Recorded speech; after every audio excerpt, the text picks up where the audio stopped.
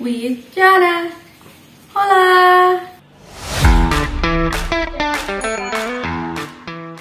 Ketemu lagi kita. Hari ini aku mau kasih lihat kalian sesuatu yang mungkin membuka hati. Bagi kalian yang merasa hidup kalian itu ya susah, semuanya terasa sakit kan? Kalian udah mati rasa mungkin. Jadi guys, aku baru aja baca buku karya Nur Kholisuda. Di sana dia menulis tentang banyak kisah-kisah kehidupan buat kalian yang merasa hidup ini berat, rasanya capek, semuanya gak sesuai harapan kita lah. Aku mau ajak kalian buat mendalami apa itu rasa syukur. Jadi kalian itu gak kepikiran, kalian bisa lebih enjoy menjalani hidup, kalian bisa lebih bersyukur. Gak ada lagi tuh istilahnya mati rasa, merasa dikhianati oleh dunia, ataupun ya perasaan negatif lah. Jadi ini ada buku judulnya Rumput Tetangga Tidak Lebih Hijau. Nah, kita kan biasanya rumput tetangga pasti hijau kan, lebih enak punya orang. Tapi di buku ini menjelaskan kenapa semua itu enggak sesuai bayangan kita. Di sini udah tertulis mengambil hikmah dari setiap peristiwa. Di awal pun bukunya udah menjelaskan seseorang yang tukang beca lah. Dia itu agamanya bagus kan. Jadi beliau ini bersedekah setiap hari Jumat. Dengan cara apa? Nah, jadi setiap ada pelanggan yang naik beca beliau ini setiap hari Jumat, beliau kasih harga gratis, gak perlu bayar meskipun sejauh apapun itu kan. Kebetulan juga ada ibu-ibu. Ibu-ibu ini adalah orang kaya kan. Jadi beliau naik beca bapak tersebut dan nanya mau bayar berapa. Sedangkan bapaknya gak mau dibayar. Dengan kalimat yang sopan bilangnya mau sedekah. Diulanglah lagi Jumat depannya. Beliau rasanya gak percaya kenapa ada orang yang kayak gini.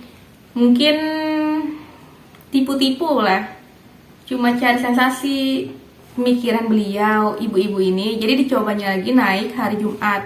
Dan ternyata bapak itu pun mau aja mengantar di jauh tempatnya dari yang pertama. Jadi beliau ini merasa, oh ternyata ini beneran hari Jumat beliau, bapak ini bersedekah. Tergeraklah hati beliau melihatnya. Jadi apa akhirnya di akhir cerita, si ibu ini membawa bapak beca ini ya, satu keluarganya naik haji.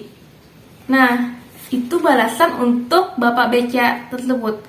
Kalian gak pernah tahu kapan rezeki akan datang ke diri kita ini. Itu cuma satu bagian dari buku ini, ada banyak banget. Dan selama aku baca ini, ada yang membuat aku itu nangis banget. Kalian coba aja baca buku ini, tuh emang bagus. Terima kasih Bapak Nur Kholisuda udah buat buku ini, udah nulis buku ini. Di sini juga ada yang paling menyentuh hati, yaitu tentang ayah. Jadi ceritanya si anak ini mungkin lebih dekat kepada ibunya. Semua orang juga kan, semua orang pasti anak-anak itu lebih dekat kepada ibunya. Mereka merasa ayah mereka itu gak sayang, mengabaikan mereka, taunya cuma cari kerja aja dan gak ada hubungan gimana gitu kan sama ayah. Padahal di buku ini diceritakan ayahnya itu sangat sayang kepada anaknya. Beliau setiap nelpon ibunya ini, ayahnya yang nyuruh karena pengen dengar suara anaknya. Dan saat si anak mau sesuatu, si bapak ini rela ngorbanin apa aja dalam hal positif ya, bukan nyuncuri dan lainnya.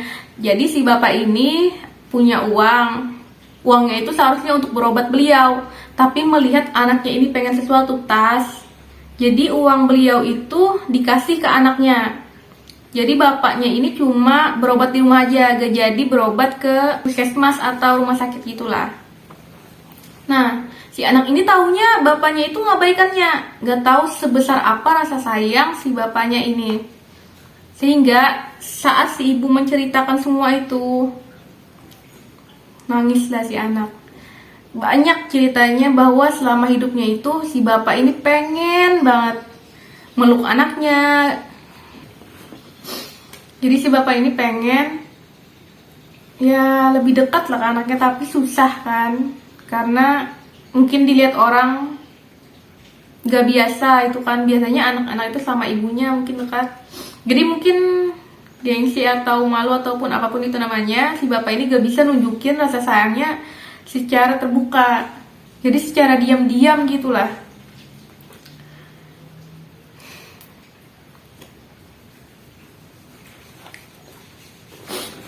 Paling empatnya kalimat-kalimat di buku ini benar-benar nyentuh hati gitu. Kalian kalau udah baca pasti nangis, karena di buku ini emang membuat kita terbuka mata. Akhirnya yang sambung cerita tadi, si anak itu akhirnya saat si ayahnya sakit, si anak langsung bawa si bapak ini berobat. Asalnya mungkin mengabaikan lah, oh cuma sakit biasa. Akhirnya setelah dengar cerita ibunya itu, si anak lebih terbuka, lebih ngomong dari hati ke hati. Itulah yang pengen dirasakan orang tua ya. Kalian bisa kasih sesuatu, kalau punya uang kasih aja langsung barang-barang atau apa. Kalau nggak ada uang ya kasih perhatian lah, tanyain hari ini gimana, apapun itu. Kalau kalian lihat orang tua kalian butuh sesuatu, belikan. Ya gak perlu yang mewah, tapi asalkan membantu mereka gitu. Oh, oke, lanjut. Sorry tadi, saking ingatnya buku ini. Kayaknya mati rasa pun mungkin akan nangis, karena ya emang menyentuh hati itu. Kalian harus baca kalau seandainya kalian itu merasa hati kalian udah beku. Dari cerita-cerita ini kalian bisa banyak ambil kisah-kisah yang bisa membuat kalian lebih bersyukur, lebih membuka mata kalian, lebih membuat kalian untuk melakukan kebaikan sekecil apapun itu. Ada 45 cerita dari berbagai waktu lah, dari zaman dulu sampai zaman sekarang, yang membuat kalian itu bersyukur banget bisa hidup saat ini, punya ini, punya itu. Kalian itu harusnya bersyukur, jangan ngeluh terus. Itu yang diajarkan di buku ini. Oke, ada lagi satu cerita terakhir ya. Jadi di cerita ini mungkin kalian udah sering dengar ceritanya. Itu si anak ini waktu ayahnya pulang, dia malah belum tidur. Jadi si ayah kan bingung kenapa anak ini gak tidur saat malam itu, karena udah waktunya tidur jam 9 malam. Dan si anak itu waktu ayahnya pulang langsung nanya, ayah, berapa ayah dibayar dalam satu hari? Dia nanya gaji kan. Jadi si ayahnya ini jawab, si ayahnya kerja 10 jam dengan gaji 400.000 itu per harinya. Dan karena libur itu ada 22 hari, kira-kira berapa gitu kan. Kata ayahnya, artinya banyak lah. Libur kan cuma Sabtu atau Minggu, sisanya ayahnya kerja full time. Jadi si anak ini ambil kertas hitung ayahnya itu gajinya. Jadi ternyata setelah hitung 1 jam itu berarti katanya 40.000. Terus tiba-tiba si anak ini nyeletuk, ya boleh pinjam 5.000 gak? Si ayah kan marah, ngapain minjem-minjem uang gitu. Disuruhlah si anaknya itu tidur, jangan ganggu ayahnya karena capek seharian kerja, malah disambut yang hal gak wajar gitu kan, minta-minta uang. Jadi si ayahnya itu mandi, setelah mandi baru ngerasa kenapa memarahi anaknya kan. Didatanginya lah kamar anaknya itu. Ternyata si anak ini bukannya tidur malah nangis di tempat tidur, nangis. Ditanyalah, untuk apa uang 5.000? Besok kan bisa kan, kata ayahnya. Bahkan bisa lebih pun, mau dibelikan apa, belikan, udah. Gak perlu nangis untuk hal cuma 5.000 gitu kan. Cerita si anak. Si anak tuh gak pengen minta uang ayahnya, cuma pengen pinjam. Jadi ceritanya dia udah nunggu dari jam 8 pagi. Ternyata ayahnya gak pulang-pulang. Jadi uang anaknya ini cuma 15.000, dia mau minta 5.000, minjam 5.000 biar jadi 20.000 untuk mengganti waktu ayahnya sebanyak 30 menit. Setelah dengar kalimat anaknya itu, si ayah pun terdiam. Polos kan, si anak nih polos banget ngomong gitu. Cuma pengen waktu ayahnya sebentar aja sampai dia mau bayar si ayahnya ini. Karena merasa, oh ternyata belum sempurna juga jadi orang tua. Sampai si anak punya pemikiran kayak gitu. Pelajaran berharga untuk orang tua muda mungkin yang baru-baru jadi orang tua, ataupun orang tua yang udah lama lah, yang kerjaan cuma kerja aja, gak kasih perhatian sedikit pun untuk anaknya. Bahkan ada yang kedua orang tuanya, ibu dan ayahnya kerja tanpa perhatikan anak. Buat apa punya anak kalau diabaikan? Mereka juga punya perasaan kan. Syukur ada anak yang mau ngomong. Biasanya ada yang anak cuma pendiam banget. Saat ditanya, gak apa-apa. Akhirnya si anak itu pun stres.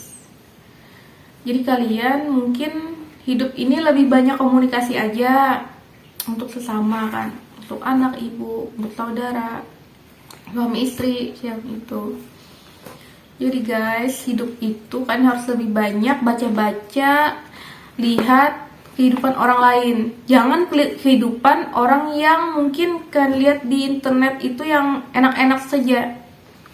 Rumahnya mewah, hidupnya lancar, jangan yang gitu ya dilihatnya. Mungkin sekali-kali boleh lihat sebagai referensi lah, mau juga yang kayak gitu. Jadi kalian lebih semangat untuk kerja. Tapi kalau untuk jadi bayang-bayangan, jadi bahan iri, gak usah deh. Ada banyak kehidupan orang lain yang bisa kita teladani. Kita bisa ambil pelajaran. Oke guys, kalau kalian mau baca, ada banyak cerita-cerita yang menginspirasi di sini. Kalian tinggal baca aja, cari di perpustakaan atau di mana-mana lah. Banyak aja buku-buku kayak gini. Kalian tinggal cari. Semoga kisah itu membuka hati kalian, jadi lebih banyak bersyukur, menjalani hidup ini lebih baik, lebih enjoy. Itu aja guys, dah.